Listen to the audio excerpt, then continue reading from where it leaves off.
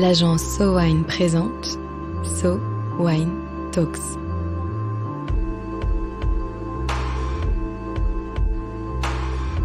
La première série de podcasts analysant les tendances marketing et communication dans l'univers du vin et des spiritueux.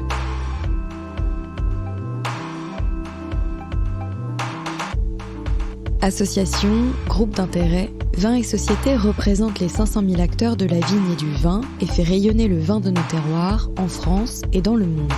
Il y a 3 ans, Vins et Sociétés a créé un média, Vinsta, qui s'adresse particulièrement aux jeunes et cherche à démocratiser le vin. Sa vocation est de montrer la diversité des terroirs viticoles, de raconter le travail de la vigne, mais aussi d'enseigner la dégustation du vin et la variété des accords gastronomiques. Vinsta poursuit cette mission à travers un livre paru en septembre dernier, écrit par Marion Château, responsable de la communication digitale de Vins et Sociétés, illustré par So Wine et édité par Hachette. Comment révolutionner la pédagogie autour du sujet vin pour être audible de tous ? Aujourd'hui, nous échangeons avec Marion Château autour de cette problématique. Marion, bienvenue. Merci, bonjour. Est-ce que tu peux nous présenter Vins et Sociétés et ton rôle au sein de l'association ? Alors, Vins et Sociétés, c'est l'association qui représente la filière vitivinicole en France. Donc, elle défend les intérêts des acteurs de la filière, mais aussi prône un modèle de consommation modéré. Et donc, moi, je suis la responsable communication digitale. Donc, je promeus les actions positives et innovantes de la filière, notamment sur les réseaux sociaux et pour les jeunes générations. Et selon toi, quels sont les différents enjeux qui régissent la communication autour du vin ? Alors, nous, on a constaté qu'il y a un véritable enjeu de transmission et de consommation du vin. C'est plus maintenant le père qui va transmettre la culture du vin, mais c'est les pères, c'est la communauté. Et donc, il faut revoir en fait toute cette transmission. Et au-delà de la transmission, il y a aussi un enjeu de la consommation du vin. En effet, on voit que maintenant, il y a un changement structurel de la consommation. En 60 ans, il y a 60% de la consommation qui a baissé, parce que maintenant, donc, le vin, c'est plus un aliment, c'est un produit plaisir. Et donc, du coup, on en consomme moins, ce qui est plutôt logique, mais il y a aussi un changement culturel qui explique cette raison. C'est que maintenant, les gens font beaucoup plus attention à leur santé, à leur aspect physique. Donc, ils vont faire attention à pas trop boire parce que c'est calorique, parce que il y a une e-réputation aussi dont on doit faire attention sur les réseaux sociaux. Donc, on va faire attention à pas trop boire non plus. Donc, voilà. Donc, il y a tous ces nouveaux enjeux culturels qu'il faut prendre en compte et donc, il faut adapter sa communication. Notamment sur les réseaux sociaux, on sait qu'il y a beaucoup de contenus qui sont produits, donc il faut savoir être percutant. Et aussi, il y a un enjeu dans cette transmission de culture, c'est d'aller vers d'autres canaux. Donc, les réseaux sociaux, c'est une solution, mais il y a aussi toucher peut-être d'autres communautés. Et nous aussi, on s'est dit pourquoi pas aussi celle des femmes, parce que normalement, c'était plutôt le côté père patriarcal qui transmettait le vin, mais on voit qu'il y a de plus en plus de femmes qui, du coup, maintenant s'intéressent au vin et peuvent très bien en parler. Est-ce que tu dirais que c'est compliqué de toucher le grand public ? C'est pas compliqué, il faut juste savoir adapter les messages et les contenus qu'on propose. Toute marque, maintenant, se doit d'être présente sur les réseaux sociaux pour toucher le grand public parce que c'est là où la majorité des personnes sont, notamment les jeunes. Ils passent entre 4 heures et 6 heures par jour sur les réseaux sociaux. Donc, clairement, il faut être présent pour être visible. Donc, c'est pas compliqué, il faut juste s'adapter, il faut juste s'outiller et ça, les vignerons et les acteurs du vin commencent petit à petit à le faire. Justement, est-ce que tu as vu depuis quelques années une différence dans la manière dont on parle du vin ? Il y a toujours eu de la pédagogie autour du vin, mais peut-être qu'avant, c'était un peu trop scolaire. Peut-être qu'il y avait un aspect un peu froid ou qui repoussait un peu certaines personnes, dont les jeunes. Mais voilà, on voit que petit à petit, les vignerons s'adaptent et se modernisent. On voit que maintenant, les 3/4, nous, on a fait un baromètre on a étudié en fait le comportement des vignerons sur les digitales. On voit que 3/4 des vignerons sont présents sur les réseaux sociaux et 1/3 ont des sites de vente de vin en ligne. Donc, on voit clairement que ils y vont et ils vont aller parler aux jeunes. Voilà, maintenant ça prend du temps. Ils ont quand même un métier à plein temps à côté. C'est un autre métier aussi, la communication digitale. Mais il y a une volonté vraiment de bien faire. Et on voit aussi par différentes actions que petit à petit, il y a une désacralisation aussi du produit vin. On voit maintenant qu'on peut communiquer sur le vin de manière vraiment complètement différente qu'avant. Par exemple, on voit que maintenant, on peut faire des cocktails à base de vin. On voit qu'on peut faire des accords mets-vins peut-être avec la street food, ce qui avant, était un peu... on n'avait jamais vu ça avant. Ou maintenant, au-delà des photos, les vignerons ou les acteurs du vin font de plus en plus de vidéos engageantes. Donc on voit vraiment que depuis quelques années, il y a quand même un changement de communiquer sur le vin. Et ça nous amène à Vinsta. Est-ce que tu peux nous raconter ce que c'était ton idée première, pourquoi et comment est-ce que vous avez voulu lancer Vinsta ? Alors on a lancé Vinsta suite à un constat de la filière vin.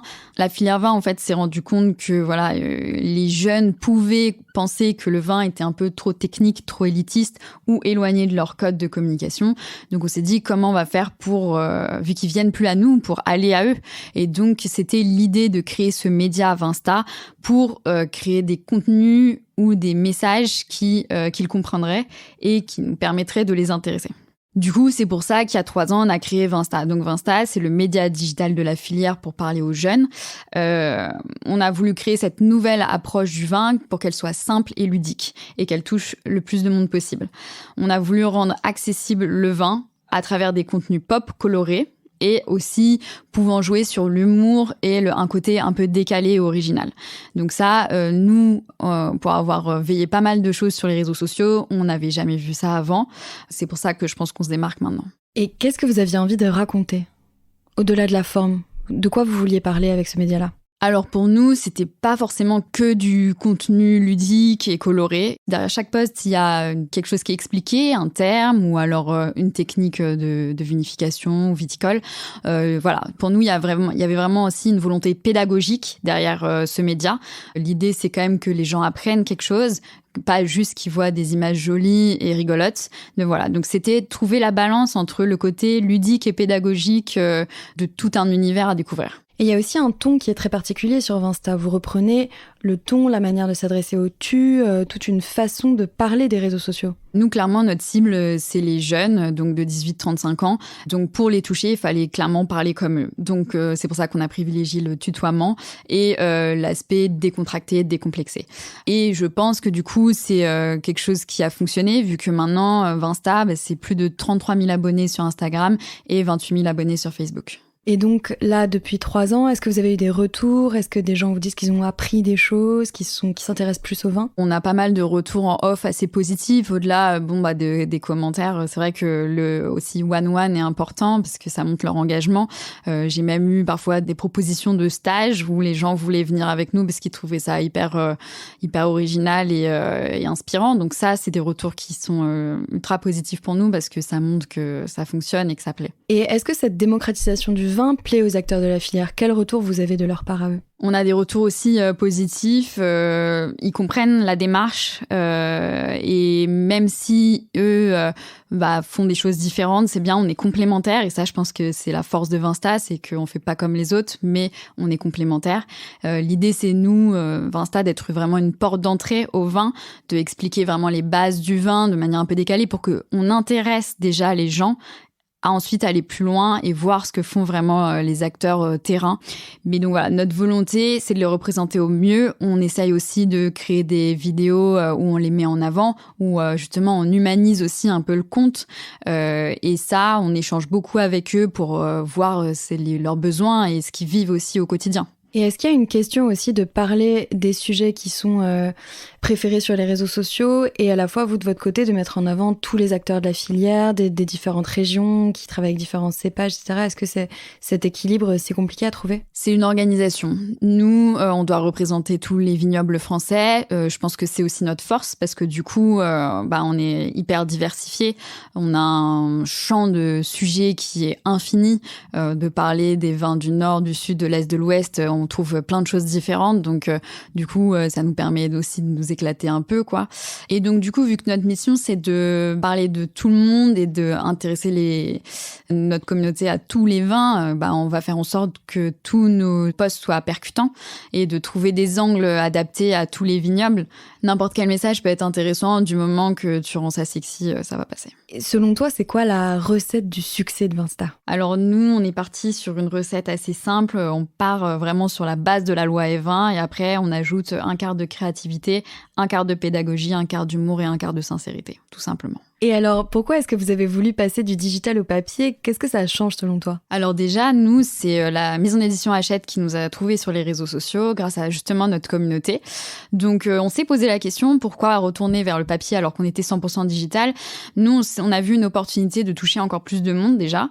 Et ensuite, on s'est dit qu'en fait, c'était un peu un cliché, le fait que les jeunes ne lisaient plus. On voit très bien les trends sur les réseaux sociaux de BookTok, Bookstagram ou Instagram. Il y a aussi des grosses communautés qui suivent des influenceurs littéraires.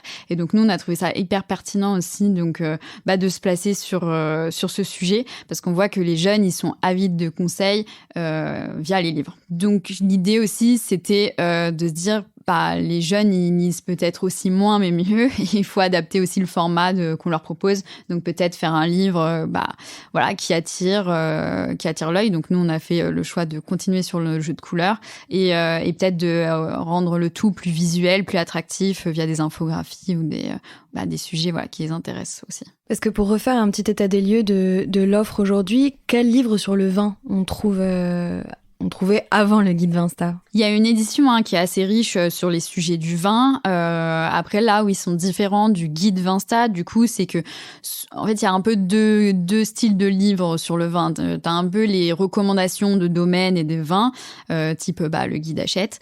Et ensuite, t'as un peu le vin pour les nuls, qui est assez technique, où on voit vraiment toutes les étapes de production du vin et toutes les étapes de comment bien déguster le vin. Donc nous, on distille un peu aussi des tips sur comment bien déguster, mais en fait, le cœur du livre, c'est aussi aller découvrir les régions. Donc là où on se démarque un peu plus, c'est qu'il y a un gros côté plus lifestyle et recommandations d'adresses que les jeunes demandent et que pour l'instant, je pense qu'il n'y avait pas encore dans des livres. Et alors, est-ce que tu peux me raconter ce qu'on trouve dans ce guide Vinsta ? Alors, donc, j'ai rédigé le livre aussi grâce à l'aide donc, de toutes les interprofessions de vin qui m'ont donné énormément de contenu et d'informations pour pouvoir le rédiger. Et donc, on a construit le livre comme un mix entre Wikipédia du vin et le fooding du vin, en fait. Donc, du coup, il y a tout un gros premier chapitre où on fait le tour de France des régions viticoles et on parle de leur diversité, que ce soit au niveau des cépages, des sols, mais aussi des vins. On parle aussi de leur accord mets-vins. Donc, on a travaillé avec des chefs qui sont reconnus pour avoir des recettes un peu locales, mais également des recettes un peu plus gourmandes et très faciles à faire chez soi. Et ensuite, il y a aussi toute une partie, et je pense que ça, c'est vraiment un aspect phare du livre, c'est les recommandations d'adresses un peu pépites de chaque région où déguster du bon vin dans des bars à vin, dans des restaurants, mais aussi où séjourner près des vignes face à des paysages magnifiques.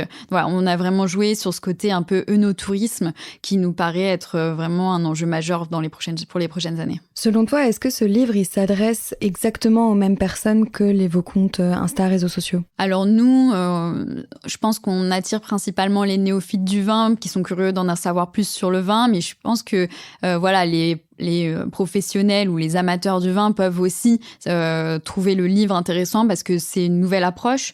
Ils sont toujours avides de nouvelles tendances, donc ils peuvent découvrir des nouvelles choses tout de même. Qu'est-ce que tu aurais envie de dire aux gens qui se sentent pas assez experts pour lire un livre sur le vin ? Alors du coup, je leur dirais que, en tout cas, le guide Vinsta, c'est parfait pour eux parce que ça tourne pas que autour du vin et que justement, ça englobe plusieurs centres d'intérêt et que c'est parfait pour commencer leur initiation au vin à travers différents sujets comme le goût, le voyage ou même juste les tendances food qu'on peut avoir sur les réseaux sociaux.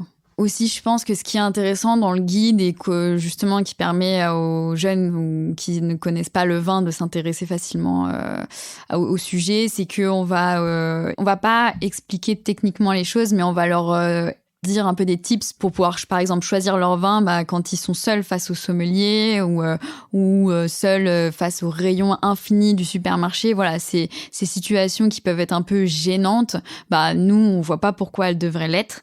Et je pense qu'avec des réflexes assez simples, ils peuvent s'en sortir. Donc, on a cette phase-là du livre qui sont des tips assez intéressantes. Et aussi, il y a ce côté donc de On a vraiment repris un peu les mêmes messages qu'on peut porter sur le média, notamment dans les accords Mets-Vins. L'idée, c'est pas de rendre les accords Mets-Vins élitistes. On peut faire des accords sublimes avec de la nourriture thaï, japonaise, ou alors des bons burgers ou des bons tacos qu'on verrait pas normalement dans des accords Mets-Vins classiques. Et alors, est-ce que tu peux nous raconter, c'est quoi les prochains projets du média Vinsta ? Alors là, les prochaines semaines, ce sera clairement la promo du guide Vinsta, qui est d'ailleurs disponible dans toutes les librairies en ligne et aussi indépendantes. Donc c'est aller sur le terrain et le faire connaître et expliquer pourquoi il faut l'ouvrir pour justement découvrir l'univers du vin. Et ensuite, dans un futur un peu plus éloigné, je te cache pas qu'on commence un peu à regarder de plus en plus TikTok, parce que pour nous, c'est le média où il y a notre cible. Donc on aimerait pouvoir se développer sur cette plateforme.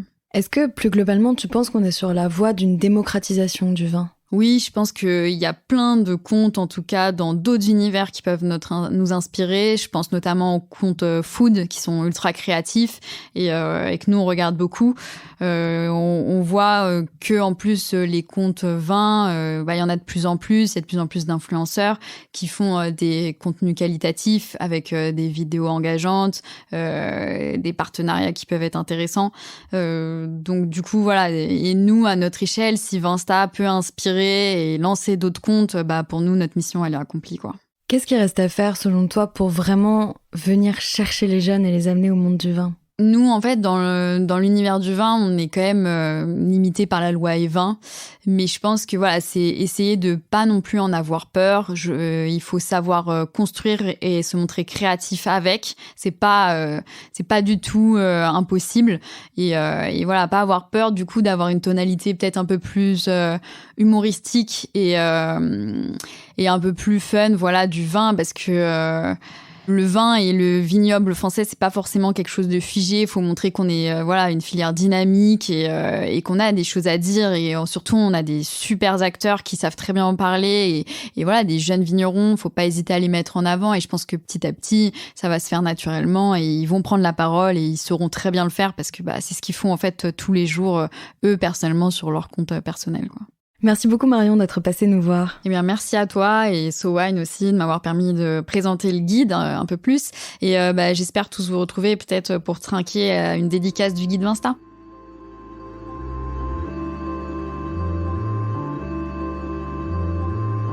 Vinsta et SoWine Talks, finalement, c'est deux manières de poursuivre un but commun.